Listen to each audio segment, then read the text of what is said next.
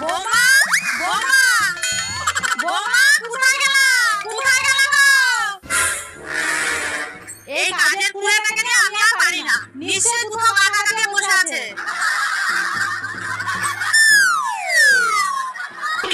বোমা ধক্কা। মা আপনি কি ভাবছে আমি কাজের ভয় লুকিয়েছি? আমি তো লুকাছুপি খেলছি। ও তাই? তাহলে তো খুব ভালো। এবার লক্ষ্মী আমার কাজগুলো করে ফেলো তো।